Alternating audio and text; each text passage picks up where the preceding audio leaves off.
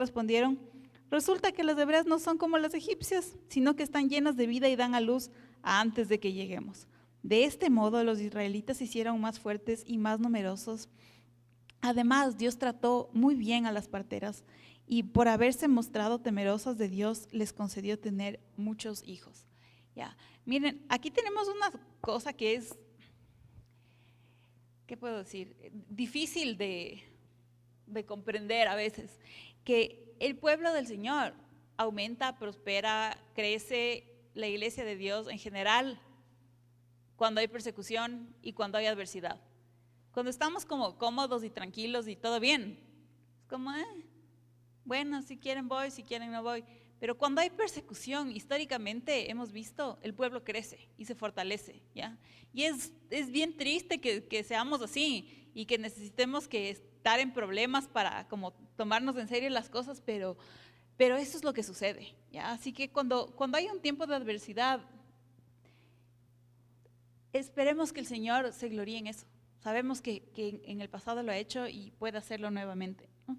Y aquí teníamos en el folleto algo que les quería leer, que decía, bueno, esto de que su pueblo florezca en tiempos de persecución, eso sabemos que ha pasado históricamente siempre con el pueblo de Dios, y que cuando Dios nos llama a hacer algo podemos confiar en que su plan prevalezca aunque parezca imposible.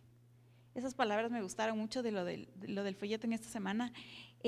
Como podemos ver, les he puesto esto subrayado como en azul, que les imponían trabajos pesados y les trataban con crueldad. ¿Por qué? Porque si vemos pocos años después, ya aparece todo eso de, ay, estábamos tan bien en Egipto y tan lindo que era y tan hermosa que era la comida y tan maravilloso que era. No, ellos estaban pasando pésimo en Egipto. Solo que el momento que enfrentaron una adversidad, al ser ya como el pueblo del pacto y salir de ahí, como que les dio amnesia selectiva y solo se acordaban de las cebollas que tenían en Egipto y no se acordaban de los trabajos pesados con crueldad y todo lo demás. Por favor, ese es un llamado a nosotros a no ser así. Pero bueno, en este momento estamos hablando de las parteras y me pareció muy interesante. Quiero que todos se imaginen por un momento esta situación, ¿ya? Los que tienen hijos pequeños, nietos o han tenido, saben cómo es esta sensación previa a un parto, o sea, la anticipación que tenemos cuando ya mismo van a nacer un bebé, ¿ya? Ahora esa situación, súmenle que estábamos en esta época en la que no sabíamos si él era niño o niña hasta el momento del parto, ¿ya? Y que usted sepa que sobre su cabeza pesa el siguiente dicto: si su hijo nace varón, le van a matar. Yo me imagino el nivel de angustia que deben haber tenido las mujeres y sus familias durante sus embarazos, sabiendo que ya mismo se acerca la hora de mi parto, ya mismo se acerca la hora de mi parto, si es varón le matan, si es varón le matan, si es varón le matan, y estar con esto en la cabeza todo el tiempo debe haber sido realmente un tormento, ¿ya? Y tenemos estas dos parteras hebreas que recibieron una orden, pero sin embargo esta orden del faraón era contraria a la voluntad de Dios, era asesinar bebés, ¿ya? Entonces ellas le desobedecieron y Dios estuvo de acuerdo con esta desobediencia porque no asesinar bebés es algo que le honraba a él y él honró a estas parteras. Y yo les quería poner, les quise poner los nombres de las parteras y me llamó la atención que los nombres de las dos, puedes pasarle a la siguiente porfa, a la otra que está con la fotito.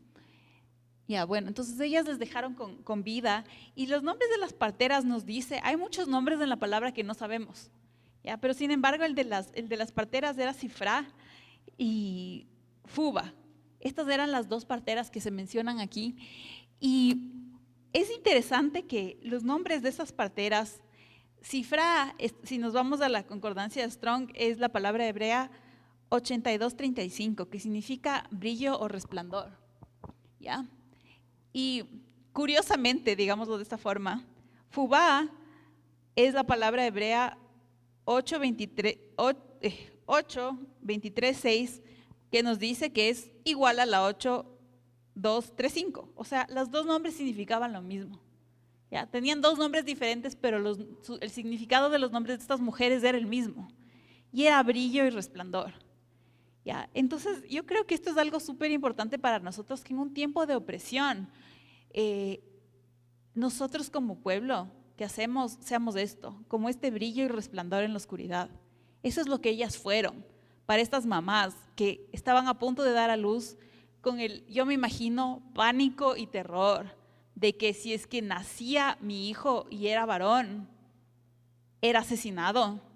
Y ahí estaban estas mujeres dando la cara y diciendo, tranquilos, no vamos a obedecer al faraón, tu hijo no se va a morir. ¿Ya? Es algo increíble la luz que trajeron estas mujeres y su nombre lo refleja y nos queda marcado en la palabra, ¿no? Como personas, como mujeres que fueron agradables delante de los ojos de Dios. Y les pongo esto porque yo sé que no estamos viviendo exactamente ese tiempo de oscuridad. Este rato tal vez no hay un decreto de asesinato contra los niños recién nacidos varones, pero sí hay una oscuridad total por donde veamos y mandatos gubernamentales en nuestro país, fuera de nuestro país, alrededor del mundo, que atacan a nuestros niños. Nosotros estamos llamados a ser una luz en esa oscuridad, como estas dos parteras hebreas, hacer así como les puse, como esa lamparita brillando en la oscuridad, aún en los tiempos más difíciles. ¿Ya? Vamos ahora al pasaje principal de esta. Pásale a la siguiente, porfa. Al pasaje principal que teníamos de este, que es el de Daniel. Les voy a leer primeramente Daniel 6 del 1 al 15, que nos dice: para el control eficaz de su reino, Darío consideró prudente nombrar a 120 sátrapas y 3 administradores, uno de los cuales era Daniel. Estos sátrapas eran responsables ante los administradores, a fin de que los intereses del rey no se vieran afectados. Y tanto se distinguió Daniel por sus extraordinarias cualidades administrativas que el rey pensó en ponerlo al frente de todo el reino. Yo les he puesto aquí abajo un asterisquito por si acaso sátrapa era un tipo de gobernador de la provincia de Persia o del imperio medo-persa, ¿no? Ahora la palabra sátrapa tiene otra connotación que es como sátrapa, así como un sapo ya por poco, pero en este punto de la historia estamos hablando de esto ya, de administradores, de gobernadores, mejor dicho, gobernador de provincia, como aquí tenemos, ¿cómo se llaman aquí? Prefectos, como el que está a cargo de la provincia, ¿ya? El versículo 4 nos dice: entonces los administradores y los sátrapas empezaron a buscar algún motivo para acusar a Daniel de malos manejos en los negocios del reino. Sin embargo, no encontraron de qué acusarlo, porque lejos de ser corrupto o negligente, Daniel era un hombre digno de confianza. Por eso concluyeron: nunca encontraremos nada de qué acusar a Daniel, a no ser algo relacionado con la ley de su Dios. Formaron entonces los administradores y sátrapas una comisión para ir a hablar con el rey. Y estando en su presencia le dijeron: que viva para siempre su majestad el rey Darío.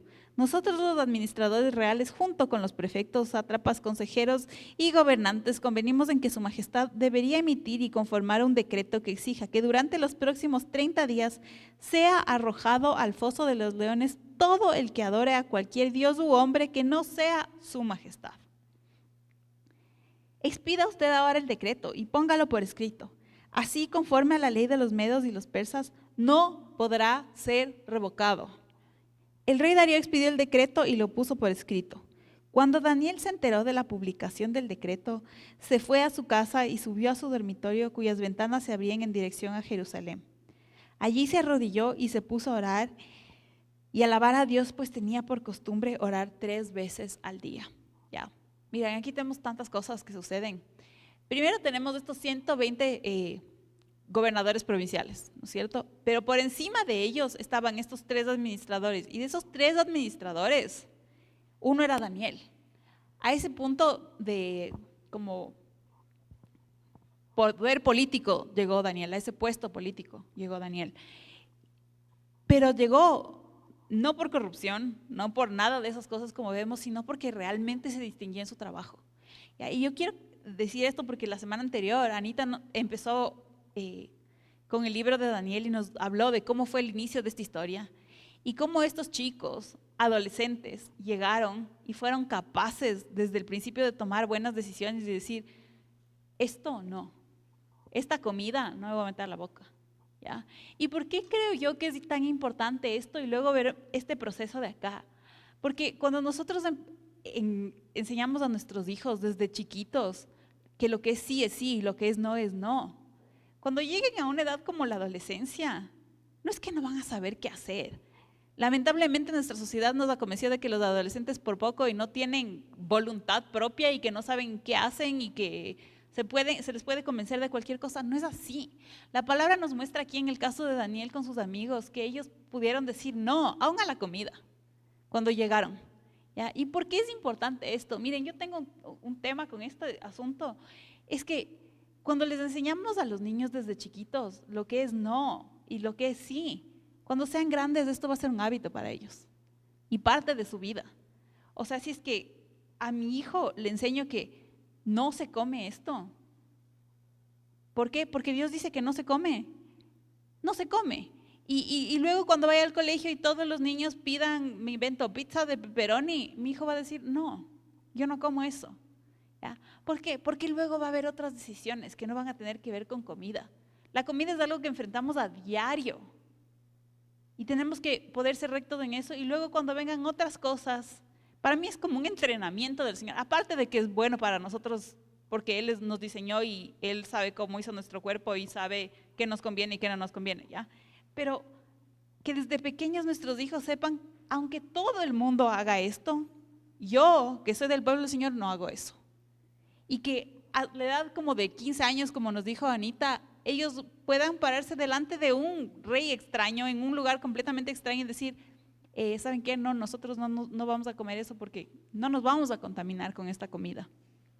Llegamos a la edad adulta y nos encontramos con Daniel tomando decisiones correctas y con sus amigos también tomando decisiones correctas cuando enfrentaron el horno de fuego y no postrarse delante de otras personas. Pero yo quiero hacer referencia a una de las cosas que evidentemente la fe de Daniel era algo súper conocido.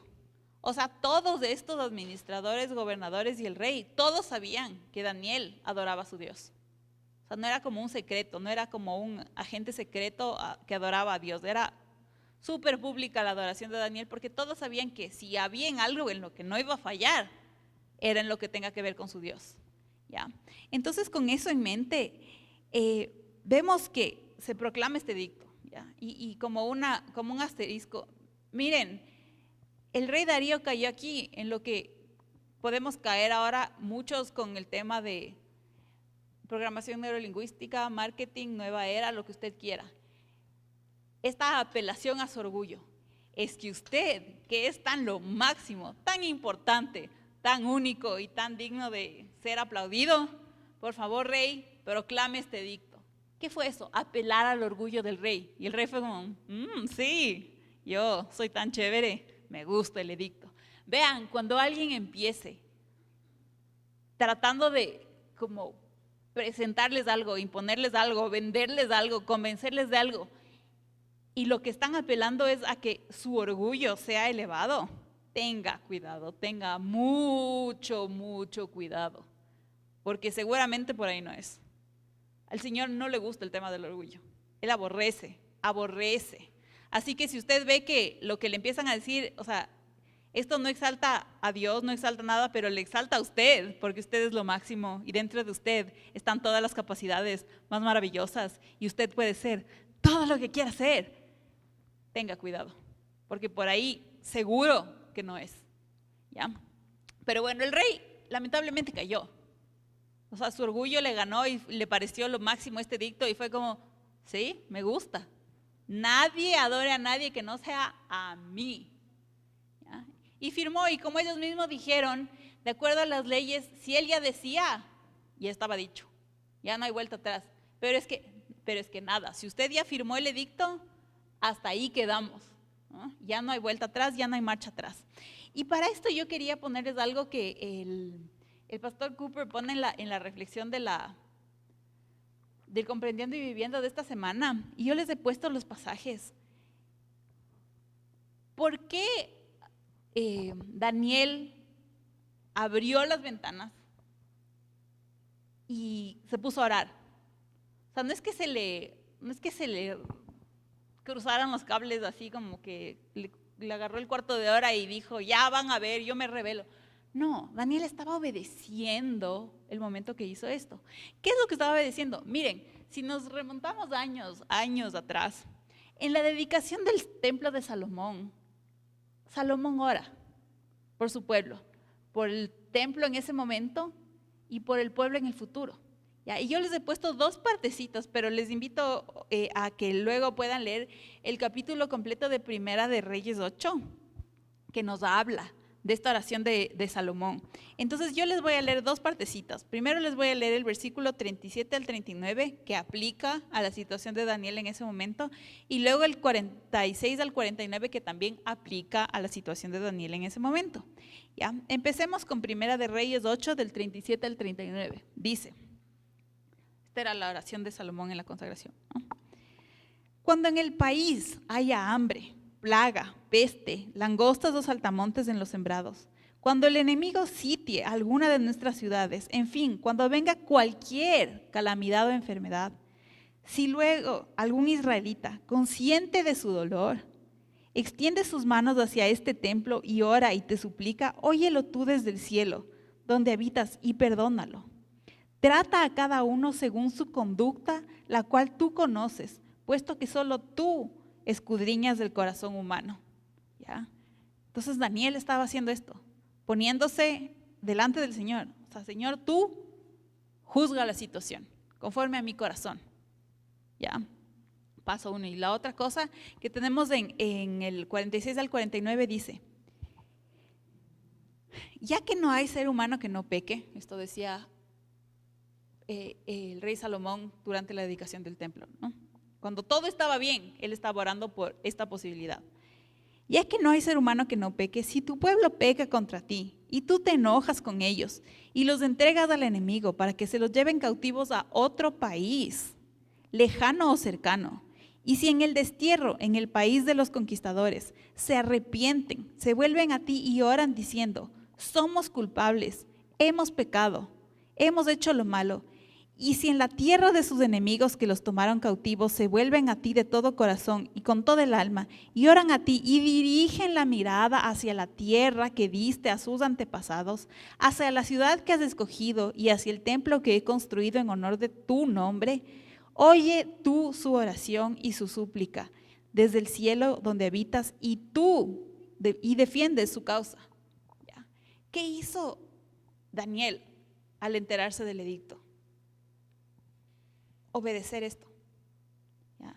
Decía, entonces, el pedido de Salomón fue que miren a Jerusalén, desde la tierra donde estén cautivos, oren y que pidan que tú seas el que se haga cargo de su causa. Entonces, ¿qué hizo Daniel? Exactamente eso. No respondió de la manera humana, de decir, bueno, pues aquí me escondo y yo por último oro en secreto, ¿no? Que nadie se entere. La orden era que ore mirando hacia Jerusalén, desde la tierra donde esté cautivo, y pida que el Señor se haga cargo de su causa, y eso es exactamente lo que él hizo. ¿Ya? Parecería contradictorio humanamente porque diríamos, bueno, si él mismo se está poniendo en peligro al hacer esto. Miren, con lo de las parteras, con lo de Daniel, con lo de los amigos de Daniel, podemos tener algo claro, obedecer al Señor siempre es lo correcto. Aunque humanamente parezca que nuestra vida está en peligro, aunque humanamente parezca que si es que le obedecemos, nos metemos en un grave problema, obedecer al Señor siempre es la mejor idea. Y como dijeron los amigos de Daniel, el Señor puede salvarnos, pero aún si no nos salva, nosotros igual le vamos a obedecer. Y esto es lo que Daniel estaba demostrando en ese momento. No es que estaba diciendo, Señor, ya, o sea, tienes que salvarme, es tu obligación porque yo decreto, ¿no? O cualquier ridiculez actual, ¿ya? No, estaba obedeciendo y poniendo en manos del Señor, Señor, sé tú el que juzga la causa de esta situación, ¿ya? Entonces, ¿qué pasó? En Daniel 6, la siguiente parte tenemos desde el 11, cuando aquellos hombres llegaron y encontraron a Daniel orando e implorando la ayuda de Dios, fueron a hablar con el rey respecto al decreto real. ¿No es verdad que su majestad publicó un decreto? Según entendemos, en el que los próximos 30 días, todo el que en los próximos 30 días adore a otro dios u hombre que no sea su majestad, será arrojado al foso de los leones. El decreto sigue en pie, contestó el rey. Según la ley de los medos y los persas, no puede ser derogado.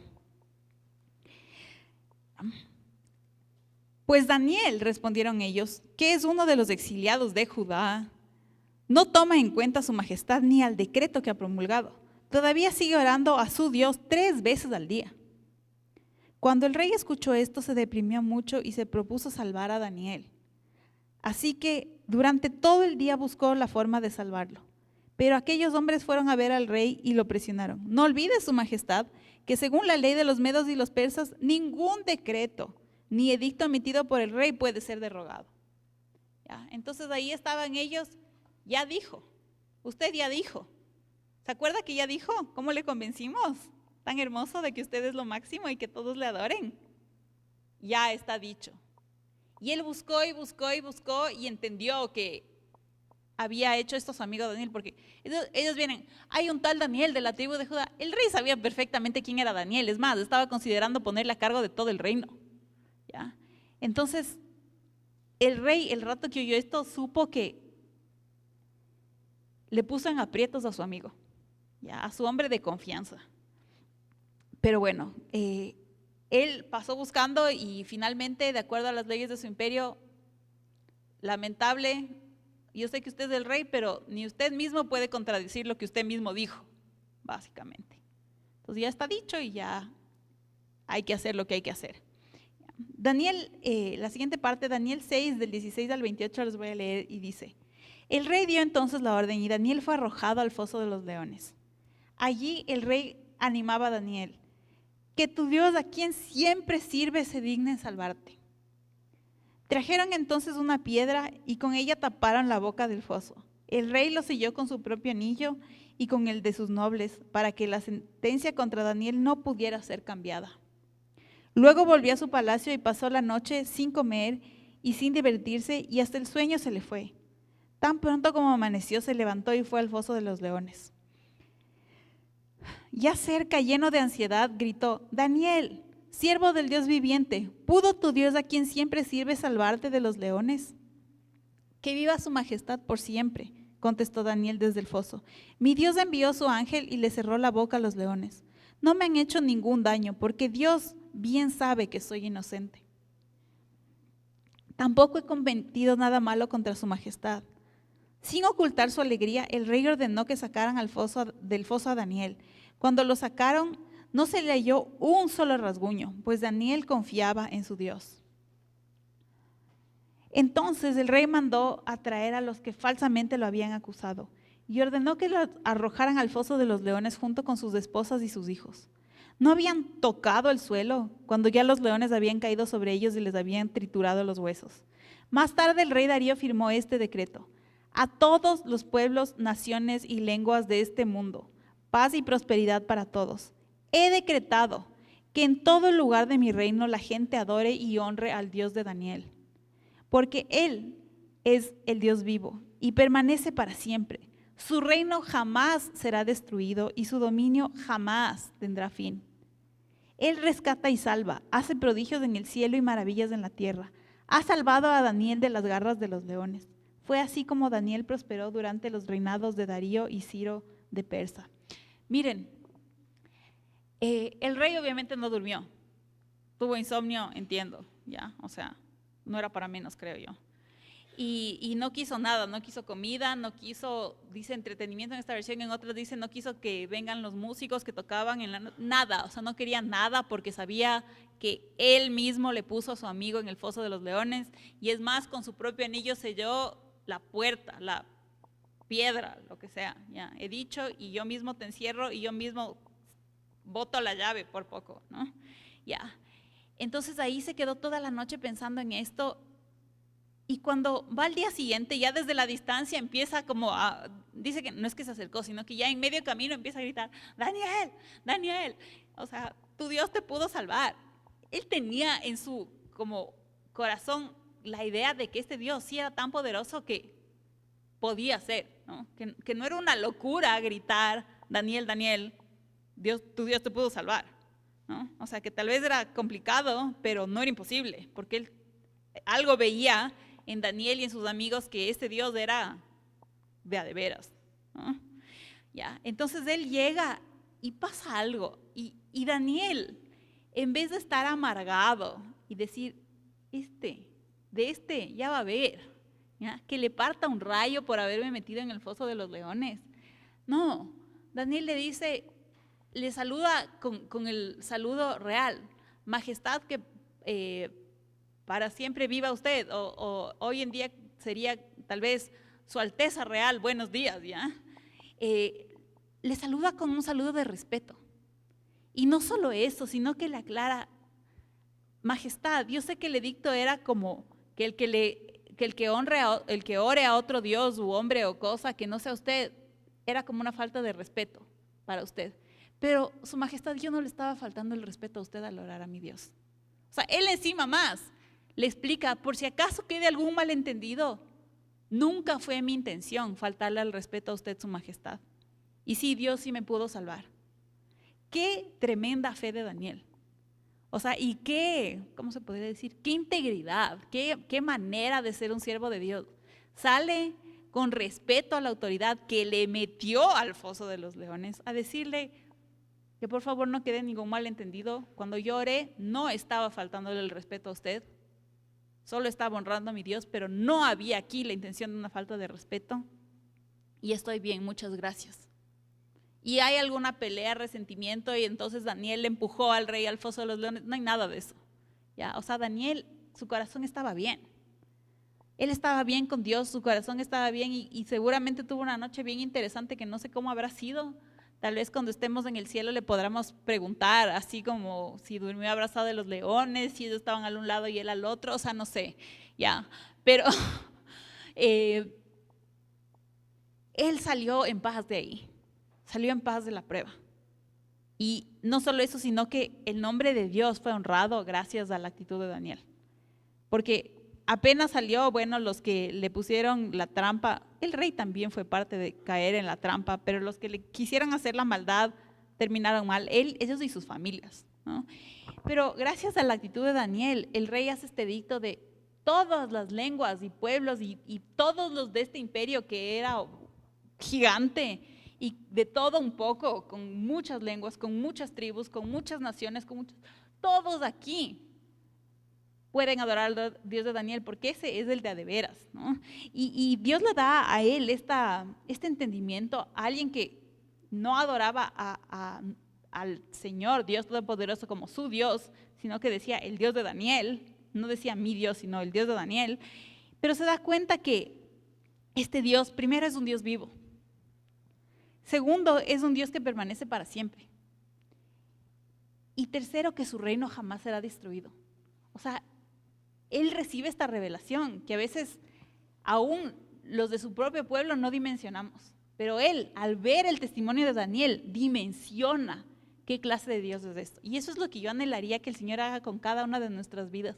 Que en la adversidad, cuando tengamos pruebas, nuestra fe sea tal que al finalizar la prueba, el nombre de Dios sea alabado por el testimonio de nosotros. No nosotros así, wow, qué valiente que eres en el foso de los leones. No, el nombre de Dios sea alabado por nuestro testimonio. Pero bueno, ahora pasemos al Nuevo Testamento en Mateo.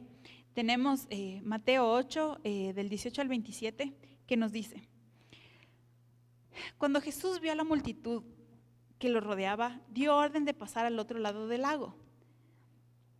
Se le acercó un maestro de la ley y dijo: Maestro, te seguiré a donde quiera que vayas. Las zorras tienen madrigueras y las aves tienen nidos, le respondió Jesús, pero el Hijo del Hombre no tiene dónde recostar la cabeza. Otro discípulo le pidió: Señor, primero déjame ir a enterrar a mi padre. Sígueme, le replicó Jesús, y deja que los muertos entierren a sus muertos. Luego subió a la barca y sus discípulos lo siguieron. De repente se levantó en el lago una tormenta tan fuerte que las olas inundaban la barca, pero Jesús estaba dormido. Los discípulos fueron a despertarlo. Señor, gritaron, sálvanos, que nos vamos a ahogar. Hombres de poca fe, les contestó, ¿por qué tienen tanto miedo? Entonces se levantó y reprendió a los vientos y a las olas y todo quedó completamente tranquilo. Los discípulos no salían de su asombro y decían: ¿qué clase de hombre es este que hasta los vientos y las olas le obedecen? Miren, antes de que pase todo esto, si leemos en la primera parte del capítulo 8, déjenme ver mis anotaciones, ¿qué nomás tenemos en el capítulo 8? O sea, ¿cómo así es que surgen todos estos que querían integrarse al ministerio, así como todos estos emocionados con el ministerio? Ya, primero, al inicio del capítulo 8, Jesús sana a un leproso, ¿ya?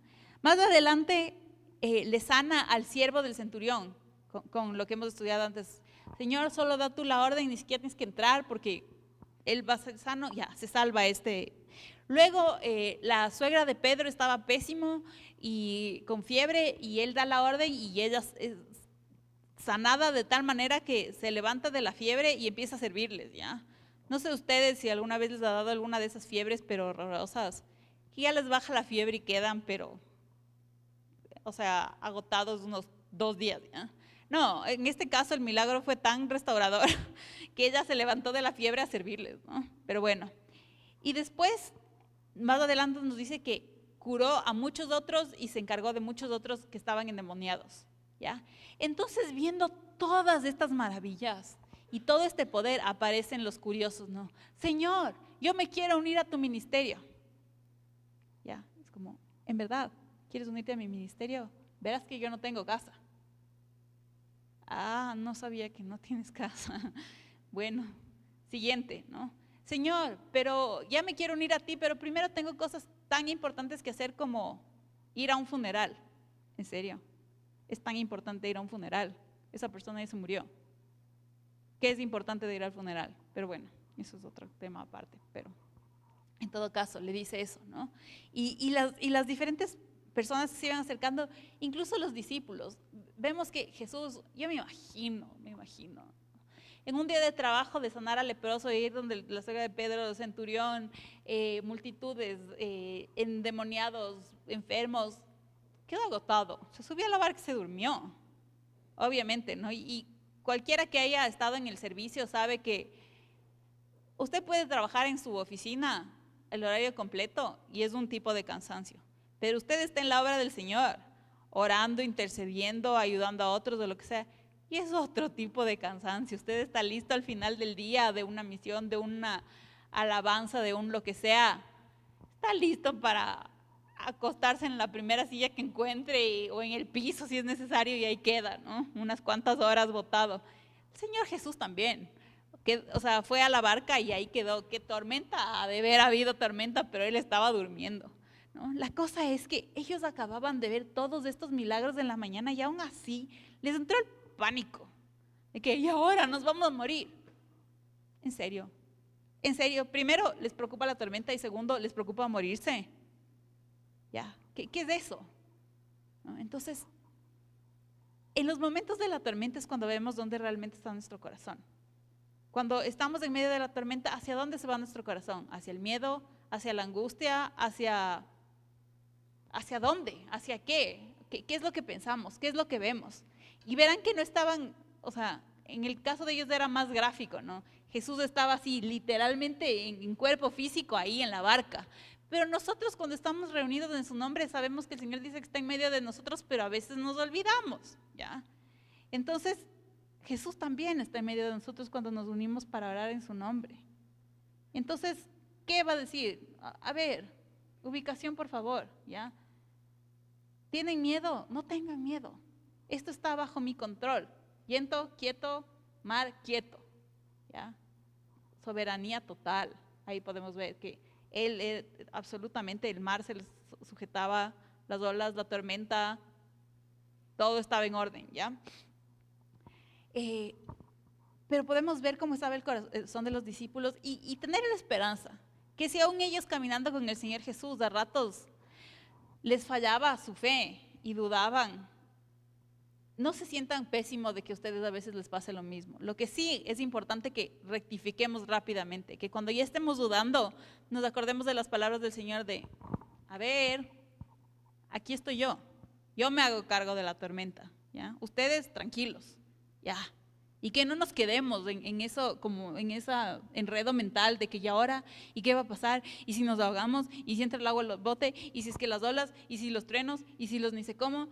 Ya. No, a ver, yo soy el que está aquí en esta barca y yo dije que vamos a la otra orilla, entonces ¿a dónde vamos a llegar? A la otra orilla, ¿ya? Entonces, eso, que nosotros podamos tener esa clase de fe. ¿Cuándo? No cuando es fácil, sino aún en la tormenta, ¿ya? Porque vemos que la fe, el rato que vieron los milagros, todos querían unirse al ministerio, ¿no? O sea, todos, así, yo también quiero. Pero el rato que ya vienen las pruebas y las tormentas, ahí es otra cosa, ¿no? Ahí ya no todos quieren estar en la barca, ¿ya? Y eso nos pasa muchas veces, que confundimos a veces el reino de Dios con las emociones, ¿no? Así como, hoy sí se derramó el Espíritu Santo porque todos lloraban y todos saltaban y todos se daban ya medias lunas, ya, lo que sea. Miren, el Espíritu Santo puede estar aquí en medio de nosotros sin que usted sienta ningún estado eufórico. También puede pasarle que, depende de su carácter, si es como yo, tocan la alabanza y llora todas las veces, ya, ok. Pero no es como que el reino de Dios se mueve por las emociones, ¿ya? Pero a veces nosotros creemos eso, nos dejamos llevar por las emociones. ¿Quién quiere irse de misiones a África? Yo. En serio, verás que ya no va a haber techo, verás que no va a haber comida, capaz hay tormenta, te toca dormir en el lodo. Entonces ya no creo que es tan emocionante como me pareció hace 5 minutos.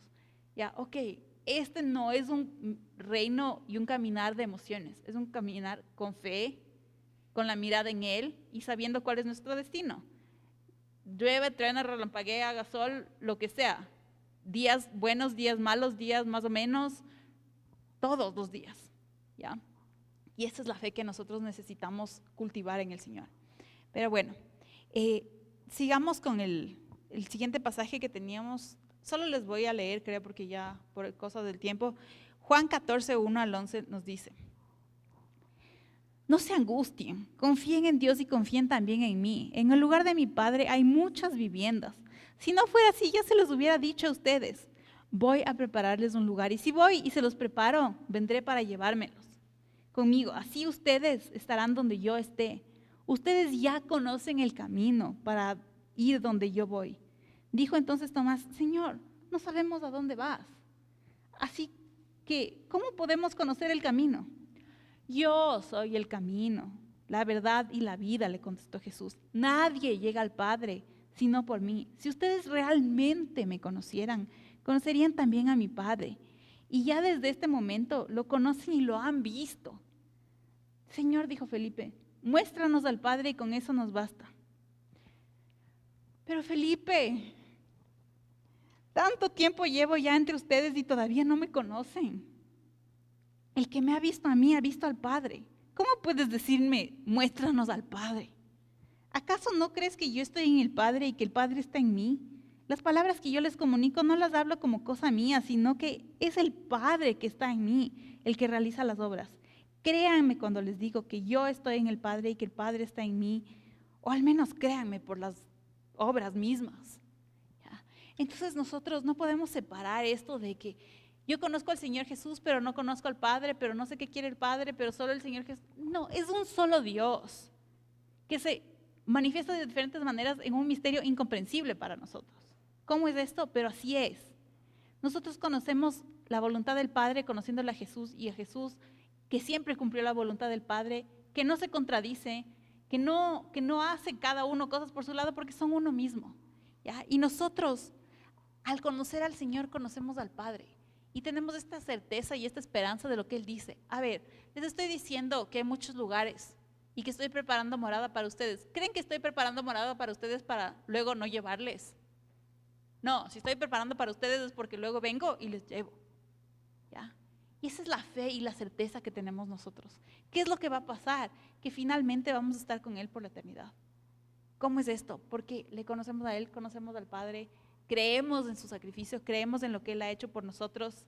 ¿Y qué más? Y ya. Y caminamos. Y caminamos con fe en los momentos fáciles, difíciles, intermedios, en todos. Caminamos hacia adelante con la fe que el Señor nos ha dado. Espero que hayan podido leer en sus casas los otros pasajes que teníamos, y que el Señor les bendiga en esta mañana. Preparemos nuestros corazones para alabarle y adorarle más al Señor, cantando para Él y levantando nuestras manos, levantando nuestras voces y agradeciéndole realmente por todas las cosas buenas que hace para nosotros. Que el Señor les